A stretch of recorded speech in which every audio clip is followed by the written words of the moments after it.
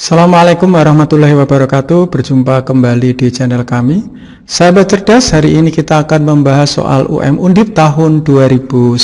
Kita mulai dari nomor 21. Kita bacakan, termasuk dalam kelompok takson Monera adalah, jadi Monera itu ada 3 kelompok ya, sahabat cerdas ya, singkatannya AC.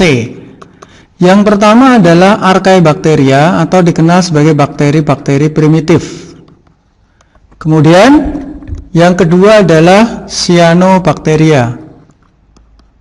Nah, ini alga biru yang disebut sebagai alga biru atau ganggang biru, dan yang terakhir adalah Eubacteria. Sehingga di sini bisa kita lihat jawabannya adalah B, nomor 21. Sementara klasifikasi 5 kingdom menurut Whittaker ada plant, ani, promo, fungi ya. Sahabat cerdas ya.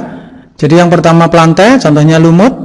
Animalia ini hewan, protista contohnya protozoa, Monera tadi ada alga biru dan bakteri. Nah, ini 5 ini adalah jamur.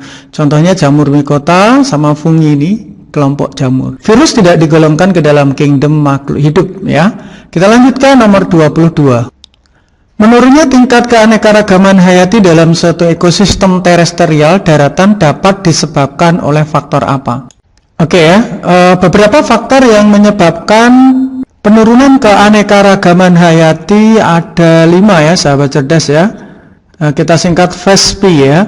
Jadi yang pertama adalah kerusakan habitat, namanya fragmentasi habitat.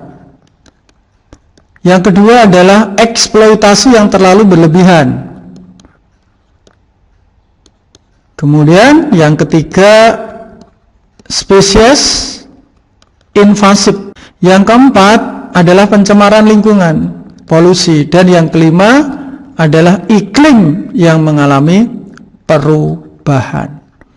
Jadi yang dapat menurunkan tingkat keanekaragaman makhluk hidup hayati di ekosistem darat adalah pencemaran lingkungan. 22B kita lanjutkan 23. Monera merupakan golongan mikroorganisme yang memiliki ciri apa? Jadi singkatannya adalah Moniprocdia.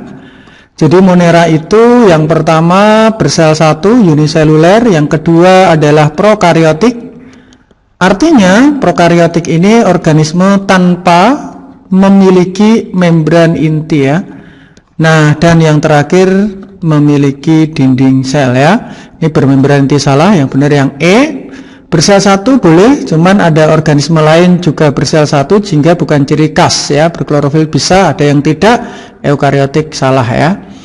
23E kita lanjutkan 24.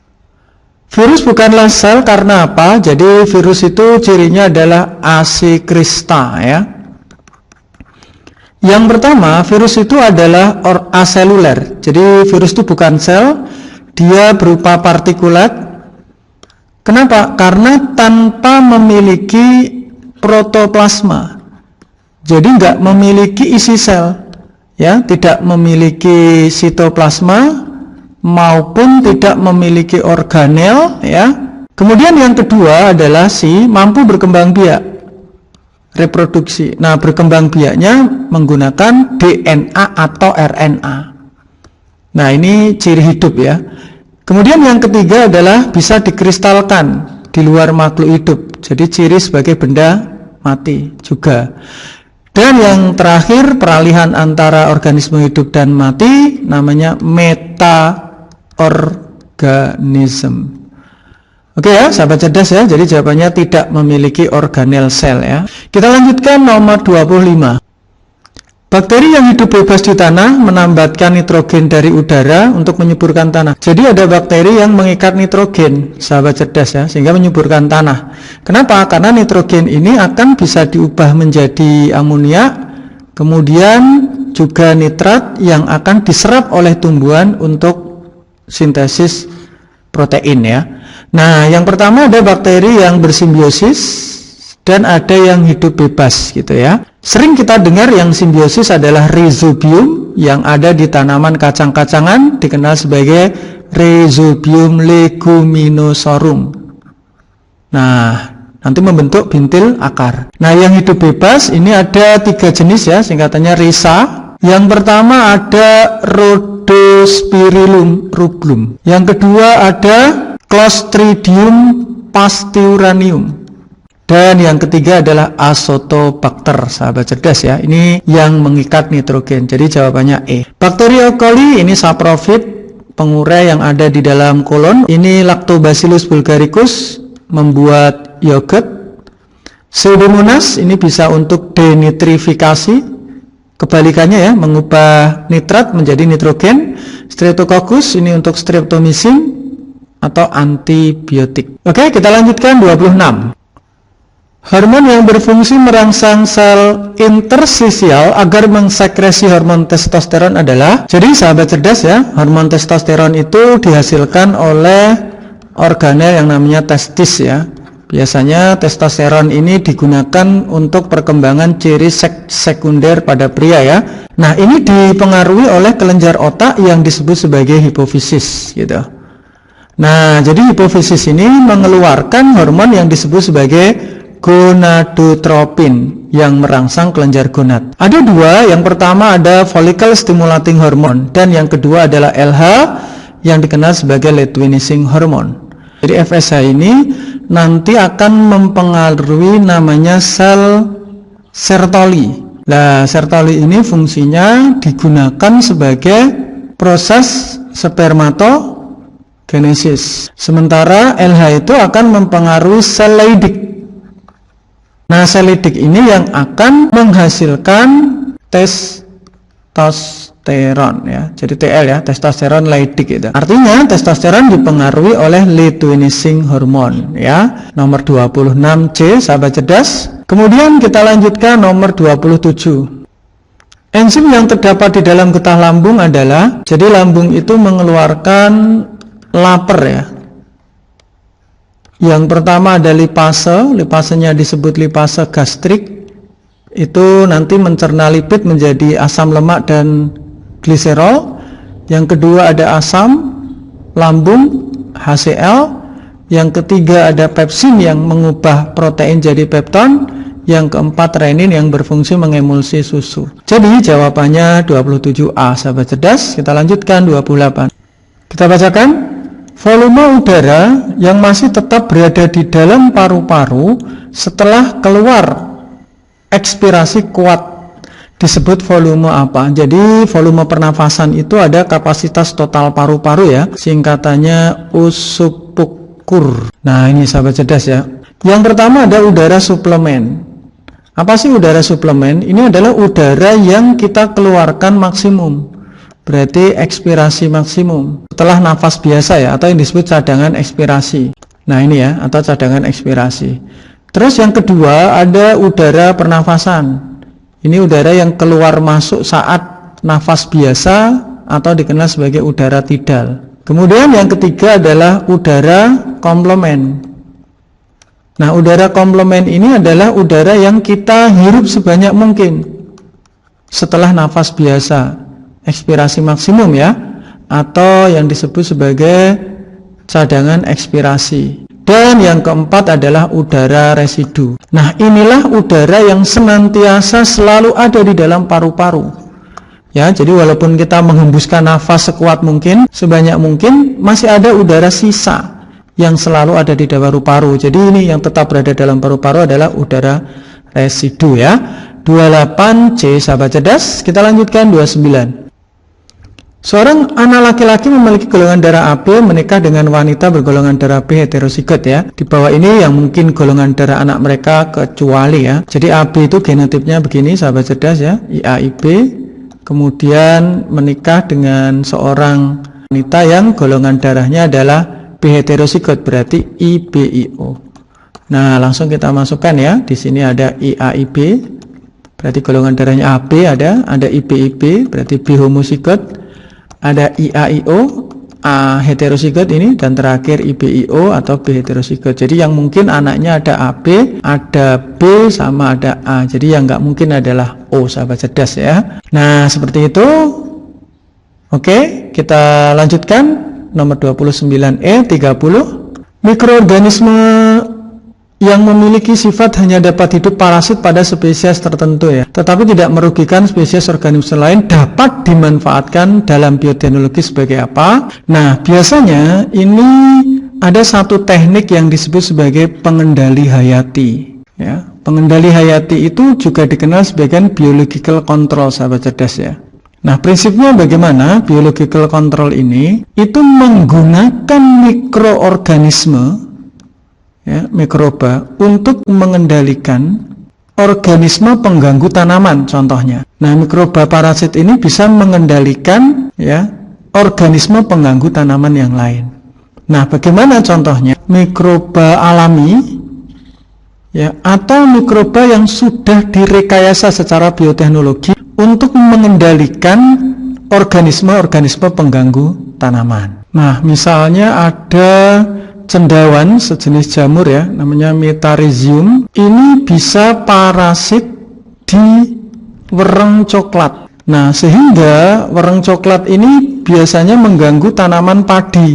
Dia bisa mengendalikan wereng coklat yang mengganggu tanaman padi. Ya, ini Metarhizium. Nah, seperti ini. Jadi jawabannya adalah biological control nomor 30D. Kita lanjutkan 31.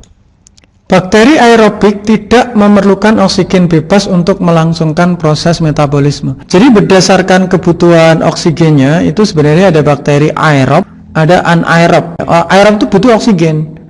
Kalau anaerob ini nggak butuh oksigen. Nah, ini digunakan untuk metabolisme. Jadi ini aerob itu tidak memerlukan oksigen, salah ya. Berdasarkan cara memperoleh makanannya bakteri. Nah, kalau berdasarkan kebutuhan makanan itu ada dua. Bakteri yang autotrof berarti dia bisa membuat makanan sendiri ya melalui fotosintesis atau kemosintesis, atau ya tidak bisa membuat makanan sendiri, namanya heterotrof. Nanti ada yang saprofit pengurai dan ada yang parasit hidup menumpang begitu. Jadi ini benar pernyataan kedua ya. Jadi salah benar jawabannya D. Kita lanjutkan 32. Mekanisme ekskresi ikan air tawar berbeda dengan ikan yang hidup di laut. Betul ya, sahabat cerdas ya. Ini kita gambarkan. Nah, ini ikan ya, ikan A. Kemudian yang kedua adalah ikan B gitu. Nah, apa bedanya gitu? Kalau ini mulutnya terbuka, sahabat cerdas ya. Nah, yang terbuka ini biasanya banyak minum. Nah, yang banyak minum ini urinnya dikit. Biasanya yang banyak minum itu adalah ikan air laut. Nah, ini sedikit minum atau tidak minum air, tapi urinnya banyak. Nah, yang kedua ini adalah ikan air tawar. Nah, apa yang terjadi ikan tawar dengan ikan laut itu ekskresinya berbeda. Ini urinnya dikit, ini urinnya banyak. Kalau ikan laut banyak minum, urinnya dikit, tapi membuang garam lewat insang ya, mengekskresi kelebihan garam lewat insang. Kalau ini tidak mengekskresi, justru mengabsorpsi garam melalui insang. Nah, ini berbeda betul. Ikan yang hidup di sungai berarti di air mengeluarkan amonia, betul ya. Nah, urin itu banyak mengandung amonia, betul, dan aktif menyerap oksigen melalui insang. Jadi selain insang itu digunakan sebagai mengabsorpsi garam lewat ya, ini mengambil air juga. Nah, di situ ada oksigen terlarut, disulfat oksigen ya. Nah, sekaligus nanti masuk ke dalam insang. Ini benar, melalui insang benar mengeluarkan urin dalam jumlah yang sedikit. Nah, salah ini. Harusnya ikan air tawar itu urinnya banyak. Kalau urin yang dikit itu adalah ikan air laut. Ini kesalahannya yang ini saja ya, sedikit itu. Kalau yang amonia ini benar nih. Oke, pernyataan pertama benar, kedua salah. Jawabannya C. Kita lanjutkan 33. Bagian dari daun yang menyerap cahaya adalah klorofil dan karotenoid ya. Yang kedua, klorofil akan menyerap cahaya pada panjang gelombang yang berbeda dengan karotenoid. Nah, kita lihat ya pembahasannya. Kita lanjutkan nomor 33. Bagian dari daun yang menyerap cahaya adalah klorofil dan karotenoid ya. Jadi pigmen atau zat warna yang ada di dalam fotosistem itu ada dua, sahabat cerdas ya. Jadi yang pertama adalah klorofil, yang kedua adalah karotenoid. Ini pigmen fotosistem yang menyerap energi cahaya. Yang kedua, Klorofil akan menyerap cahaya pada panjang gelombang yang berbeda dengan karotenoid. Nah, kita lihat ya pembahasannya. Nah, klorofil A ini menyerap energi dengan panjang gelombang 663 nanomikro. Nah, ini ya. Sementara klorofil B itu menyerap panjang gelombang 645 nanomikro. Dan karotenoid ini menyerap panjang gelombang 470 nanomikro. Nah, begini ya, sahabat cerdas ya. Jadi ketiganya ini ada klorofil dan karotenoid itu memang betul menyerap energi cahaya di dalam proses fotosintesis. Nah, ini bagian dari sebuah fotosistem ya. Jadi sistem yang menangkap energi cahaya. Klorofil akan menyerap energi cahaya dengan panjang gelombang yang berbeda dengan karotenoid. Betul juga, berbeda. Betul-betul berhubungan, jawabannya A. Kita lanjutkan 34. Intensitas cahaya yang tinggi akan merusak DNA. Jadi sahabat cerdas ya, cahaya ini kurang jelas ya, cahayanya apa. Kita anggap saja bisa cahaya matahari yang ada ultravioletnya. UV tertentu itu bisa merusak DNA seperti dengan panjang gelombang 245 nanomikro. Ini bisa merusak DNA dari mikroorganisme. Nah, kalau ke manusia, UV ini bisa dengan panjang gelombang yang lebih tinggi gitu. Seperti dengan panjang gelombang 350 nanomikro ya. Ini bisa menembus lapisan dermis, menyebabkan eritrema atau kulitnya terbakar. Nah, ini bisa, ini intensitas cahaya tinggi merusak DNA. DNA-nya siapa? Bisa DNA-nya mikroba, bisa manusia juga bisa ya. Ini betul. Cahaya matahari dapat menyebabkan kanker kulit, betul ya. Nah, nanti dengan sinar UV ya, ada UVA, ada UVB, bisa menyebabkan karsinoma ya. Nah, atau nanti menderita kanker kulit. Nah, begitu ya sahabat cerdas ya. Ini pernyataan kedua, ini juga betul, tapi tidak berhubungan. Kalau pengen berhubungan dibalik harusnya. Kenapa cahaya matahari menyebabkan kanker kulit? Sebabnya bisa merusak DNA. Jadi jawabannya nomor 34B. Mutasi sel somatik merupakan mutasi yang hanya terjadi pada satu individu dan tidak akan diwariskan. Jadi sahabat cerdas, mutasi itu berdasarkan sel mutannya terjadi pada sel tubuh dan kedua pada sel gamet.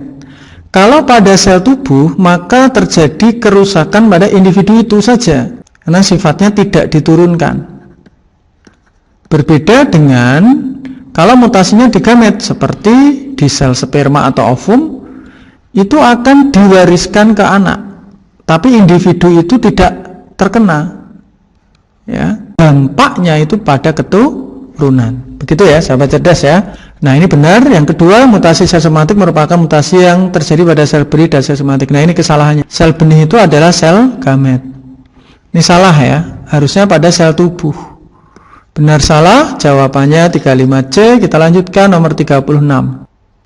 Sianobakteri atau ganggang hijau biru dapat melakukan reproduksi dengan cara apa? Jadi sahabat cerdas ya, alga biru itu ada dua kelompok ya, ada yang uniseluler, ini juga uniseluler, cuman bedanya yang satu ini hidup sendiri, soliter, ada yang membuat satu filamen ya. Kalau yang bersel satu ini biasanya membelah diri sahabat cerdas ya, pembelahan. Tapi yang berbentuk filamen itu bisa, contohnya ada Oscillatoria. Nah, ini kumpulan-kumpulan sel bisa putus. Ini mengalami fragmentasi. Ada juga di bagian benangnya tadi ini yang mengalami penebalan. Nah, berisi cadangan makanan, jika lingkungannya terlalu ekstrim, dia di situ membentuk namanya akinet. Nah, akinet inilah yang disebut sebagai spora yang tidak aktif. Yang suatu saat dia bisa bertahan hidup beberapa tahun. Kalau lingkungannya baik, nanti bisa menjadi individu baru. Jadi 1, 2, 3A. Kalau konjugasi ini biasanya terjadi pada jenis alga yang lain seperti alga hijau, Spirogyra. 36A, kita lanjutkan 37. Nomor 37. Predator mempunyai peran yang besar di dalam ekosistem, yaitu apa? Jadi sahabat cerdas, bisa kita lihat di dalam piramida makanan ya. Contohnya ada produsen. Kita ambil saja ini padi. Nanti dimakan konsumen 1, herbivora seperti tikus. Dimakan konsumen 2, ular. Dan dimakan konsumen 3, elang gitu. Nah, di sini yang disebut sebagai predator itu artinya pemangsa. Seperti elang memangsa ular, ular memangsa tikus gitu. Nah, biasanya predator ini bisa mengendalikan populasi mangsanya. Jadi contohnya kalau tikus terlalu banyak bisa dikendalikan oleh ular, ular terlalu banyak dikendalikan oleh elang. Jadi fungsi predator itu bisa digunakan sebagai keseimbangan di dalam sebuah ekosistem. Ya, ini satu benar. Mencegah terjadinya ledakan populasi organisme bisa. Kenapa? Karena dia mengendalikan populasi mangsanya. Ular mengendalikan populasi tikus biar tidak terlalu banyak begitu. Kalau penyedia makanan bagi konsumen ini merupakan produsen. Mencegah terjadinya kompetisi di antara organisme itu adalah sesama organisme tersebut ya, hubungan sejenisnya itu yang mengendalikan kompetisi atau short sumber dayanya bisa. Begitu ya. Jadi 13 jawabannya B. Kita lanjutkan nomor 38. Bagian epidermis tumbuhan yang dapat membantu memantulkan cahaya matahari yang menimbulkan radiasi sehingga suhu daun menjadi lebih rendah. Jadi epidermis itu sering mengalami modifikasi ya sahabat cerdas ya. Contohnya di daun menjadi mulut daun ya, stomata, kemudian bisa jadi bulu-bulu, ada trikoma ya. Itu di daun. Ini berarti paling utama trikoma dan stomata. Nah, di stomata ini mengandung di sel penutup itu ada kloroplasnya. Gitu ya. Nah, beberapa epidermis itu menghasilkan zat lapisan lilin, tapi ini bukan modifikasi sahabat cerdas ya. Lapisan lilin itu disebut kutikula. Ya, lapisan kutin. Lapisan lilin. Nah, lapisan lilin ini biasanya berfungsi untuk memantulkan cahaya sehingga daun itu tidak terlalu panas. Ini kutikula bisa ya. Nah, kloroplas itu menyerap energi cahaya. Ya, jadi menyerap cahaya, tapi cahaya dengan spektrum terutama merah dan biru. Nah, tetapi dia menolak cahaya hijau, memantulkan cahaya yang berwarna hijau. Sehingga kloroplas itu boleh disebut pemantul cahaya juga. Nah, begitu ya sahabat cerdas ya. Nah, kemudian trikoma ini bulu-bulu ini juga berfungsi ya sebagai penjaga penguapan, jadi melindungi terhadap transpirasi. Nah, karena di trikoma ini juga ada lapisan kutin, ada lapisan lilin juga. Nah, gitu ya, berarti ini boleh. Nah, sementara velogen ini sebenarnya bisa disebut pengganti epidermis ya. Nah, ini kalau epidermis itu rusak, cuman dia di batang, suhu di daun. Nah, sementara yang ditanya di sini adalah di daun. Velogen itu hanya ada di dalam batang. Nah, sehingga kalau seperti ini maka di sini 1, 2, 4 ya. Nah, maka kalau seperti ini kita 3 ini salah, nggak tepat ya. Maka kita anggap yang ada di daun saja nih, 2 dan 4 ya, sahabat cerdas ya. Jadi 2 dan 4 jawabannya C. Kita lanjutkan 39. Kita bacakan nomor 39 ya. Kelainan tulang akibat gangguan infeksi ya. Jadi infeksi ini biasanya diakhiri tis. Tis itu radang. Radang itu bisa karena infeksi bakteri atau bisa karena infeksi virus atau mikroorganisme yang lain ya. Nah, artritis ini adalah radang pada sendi. Macamnya banyak nih sahabat cerdas ya. Artritis ini macamnya ada 3 ya. Artritis Zika, ini karena kekurangan minyak. Ada artritis gout, ini karena penumpukan asam urat. Dan ada artritis eksudatif. Nah, inilah yang akibat infeksi bakteri itu yang ini. Biasanya bakteri Treponema pallidum penyebab penyakit sipilis. Oke ya, artritis tadi. Yang kedua visura. Visura ini retak. Retak itu biasanya karena kecelakaan, cedera dan sebagainya, bukan karena infeksi. Jadi nomor 32 salah. Nah, yang ketiga, polio itu adalah infeksi karena virus. Ya, yang menyerang saraf di tulang. Nah, akibatnya saraf motoriknya terganggu, akhirnya efektor ototnya melemah. Bisa menyebabkan kelumpuhan atau paralis, mengakibatkan tulang itu kehilangan fungsi motoriknya karena dia sebagai alat gerak pasif ya. 3 ya. Kalau nekrosis ini kematian jaringan tulang akibat cedera. Nah, jadi dia terhambat, saluran pembuluh darahnya nggak tersuplai darah dan makanan gitu. Oke ya, 39 jawabannya 13B. Terakhir nomor 40. Penyebab utama terjadinya mutasi gen. Jadi gen itu DNA-nya berubah itu karena apa? Biasanya mutagen itu banyak ya, sahabat cerdas ya.